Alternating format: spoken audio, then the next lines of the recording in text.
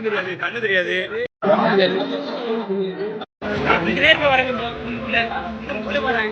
அங்கதான் காரணம் இருக்கு.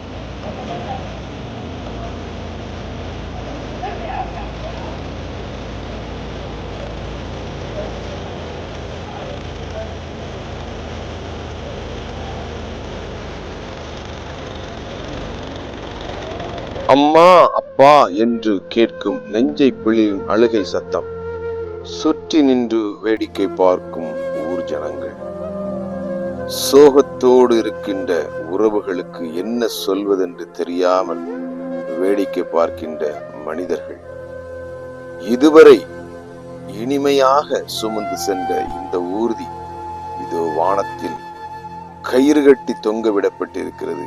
ஏன் இந்த காட்சி? கலங்கிய கிணறு இது என்னதான் செய்தது? இதை சுற்றி ஏன் ஊர் மக்கள்? சிந்திக்க வைக்கின்ற ஒரு பதிவு.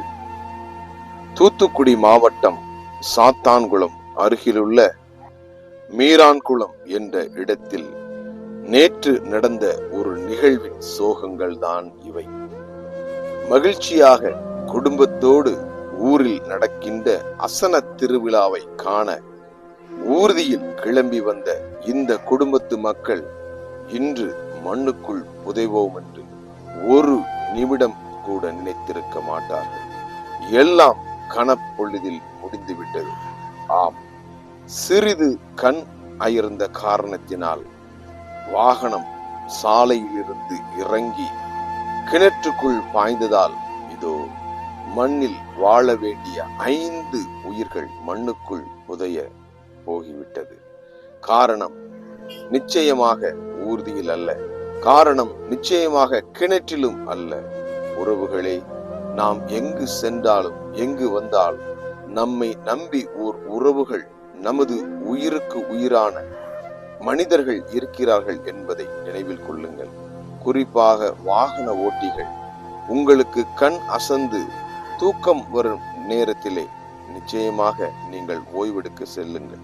இன்னும் சிறிது தூரம்தான், நாம் அதற்கு பிறகு ஓய்வெடுத்து விடலாம் என்று நினைத்தால் ஒருவேளை அது நிரந்தர ஓய்வாக கூட அமைந்துவிடும். இந்த நிகழ்வும் அப்படித்தான். மகிழ்ச்சியாக உறவுகளோடு தன் ஊரை பார்க்க வந்த இந்த உறவுகள் இன்று உலகத்தில் இல்லை. தண்ணீருக்குள் சென்று இன்று ஊரையே கண்ணீருக்குள் விழ வைத்திருக்கிறது இந்த நிகழ்வு. எனவே இதை ஒரு பாடமாக எடுத்துக் கொள்ளுங்கள். வெளியில் சொல்லும் பொழுது முடிந்தால் ஒரு மாற்று ஓட்டுநரை அழைத்து செல்லுங்கள். எப்பொழுதெல்லாம் ஓய்வு எடுக்க வேண்டும் என்று உள் உணர்வு சொல்கிறதோ, எந்த தயக்கமும் இன்றி ஒரு நிமிடம் யோசித்து 1 மணி நேரமாவது ஓய்வெடுத்து அதற்கு பிறகு ஊர்தியை இயக்குங்கள். கவனக்குறைவு கூட நமது உயிர்களை காவு வாங்கிவிடும். அப்படித்தான் இன்று 5 உயிர்கள் இந்த இடத்திலே காவு வாங்கப்பட்டிருக்கிறது. நிச்சயமாக எத்தனை காலங்கள் கடந்தாலும் இந்த வழிகளை தாங்கி செல்வதற்கு அந்த குடும்பத்திற்கு மிகுந்த மன வலிமை தேவை. இறைவன் அந்த மன வலிமையை இந்த குடும்பத்தினருக்கு கொடுக்கட்டும். இளந்தளிர் இயக்கத்தின் சார்பாக ஆழ்ந்த அனுதாபங்களையும் வருத்தங்களையும் பதிவு செய்கின்றோம். இந்த நிகழ்வில் ஓடோடி வந்து உதவிய மீரான்குளம் மற்றும் அதை சுற்றி உள்ள கிராம மக்கள் அனைவருக்கும் மனமார்ந்த நன்றியை கூறுகிறோம்.